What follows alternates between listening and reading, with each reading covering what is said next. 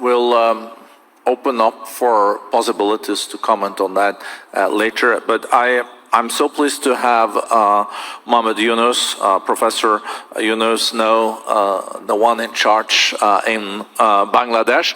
I know you would have had probably a lot to say about the situation in Myanmar, Professor Yunus, and also on the Rohingyas, but that wasn't the topic for you today. We know that Bangladesh is a close friend of ASEAN. I know that you know the leaders here also very well.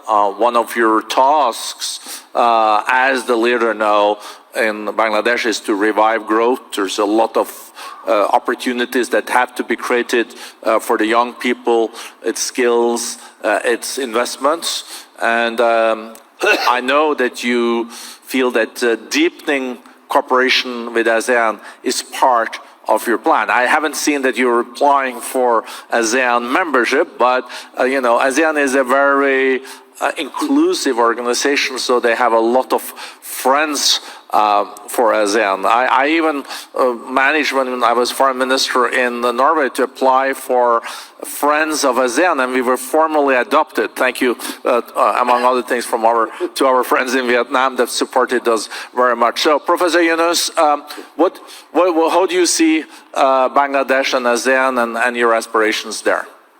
Thank you very much. You summed up very, very well for me, the background of it. I would have hated myself sitting there and watching an ASEAN session going on here on the stage. You saved me, I'm here. So I'm very happy to be here with everybody in ASEAN. And thank you for giving me this opportunity. And we all pray for your success, Julie Bishop. It makes a lot for Bangladesh, that's the Rohingya issue. And so you have to succeed, make it happen, and we're all with you.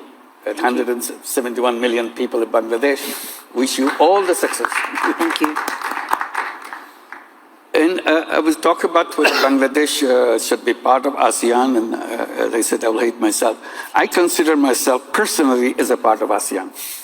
It goes for a long time. It's, because when I started my work, the first country that adopted our work was Malaysia. Amana Ikhtiar, Malaysia, and next to your constituency. Anwar has become a very good friend since then. We have been very close, and enthusiasm that he showed in our work, as a result, is a spread. The whole idea of microcredit is spread all over Malaysia. And that was the beginning of the idea of microcredit going out of Bangladesh. That's the first country. So that brought me so close to Malaysia, and it became stronger and stronger relationship with Malaysia. We feel extremely well connected together. So I don't see why we cannot be together in ASEAN.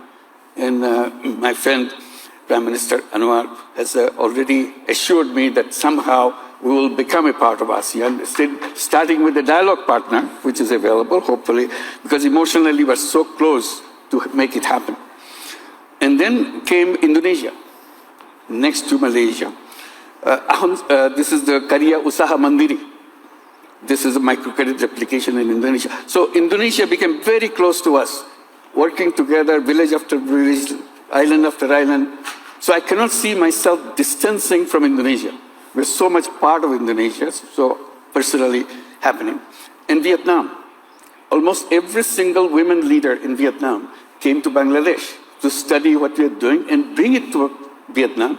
We did our program all over Vietnam. So personally, we're already part of ASEAN. We cannot take it away from us. We have to accommodate us into ASEAN. This is something that we have to work together.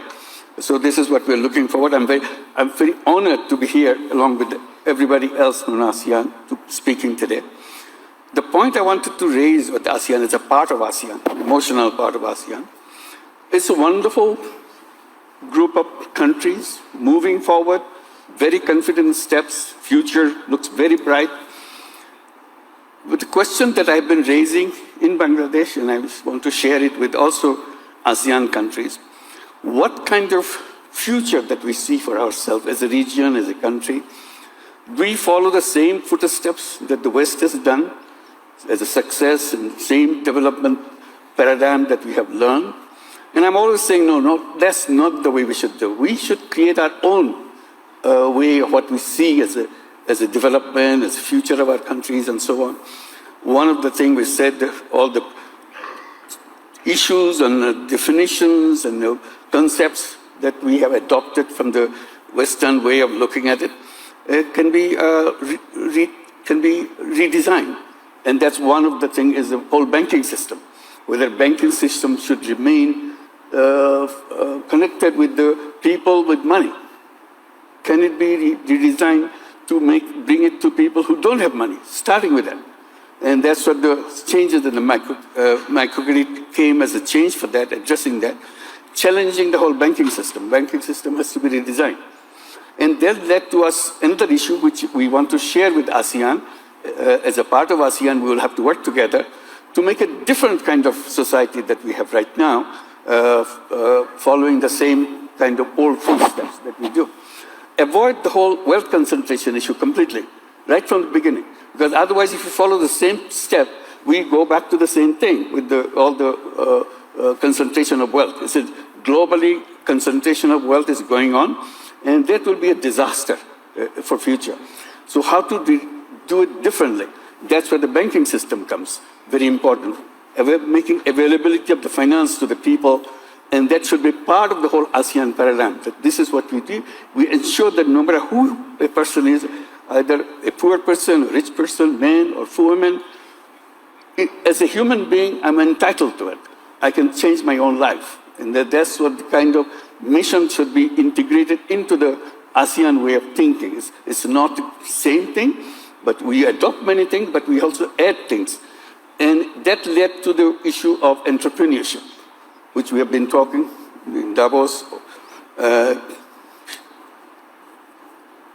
Klaus Schwab has created, and with Hilde Schwab, the Foundation for Social Entrepreneurship. So the whole idea of social entrepreneurship comes, how to create an economy based on social entrepreneurship, rather than just follow the same path of profit maximization, growth, and so on. How much growth is important, how much sharing of wealth is important, so together. So those are the things that we have to address together in ASEAN framework to make sure we not only progress, we also progress in a different way, as becoming an example for the rest of the world. We should not be just copying things the way it happened in the past, and allowing the young people to take lead. This we have coming from Bangladesh, coming from the uprising of the young people from Bangladesh is very, very strong right now with us, to show that what the capacity of the young people, how to bring up the young people to lead the nation, lead the people with their ideas, with their concept, their technology. They are completely different kind of generation, unlike the generation that who run the country. So how to make sure we adopt them, bring them forward, so that they can bring their ideas and leadership and concepts to impact on the economy and the society as it together. So those are the issues that we want to raise it, and we'll be very happy to join ASEAN. We are waiting for it very eagerly, and we want to do a job which will be something for the world to see. It's a very different kind of region which grew with a different kind of framework. Thank you very much. Thank you, Professor Yunus. I would like to go back to you, Prime Minister Ibrahim. You listened to the other participants in the panel. You heard what also Julie Bishop said and Professor Yunus on importance of breaking the impasse when it comes to Myanmar. Is there any realistic path towards getting back on track, or do we just have to be extremely patient? That's one question. The other question is also related to the single market, because there has been a lot of talk of integrating and creating a real market among the ASEAN countries. Where do you really think it stands today? How deep is it today, and how deep should it be, and how fast will it become as deep as you think it should be? And maybe the third question, ASEAN is economic success today. and the growth is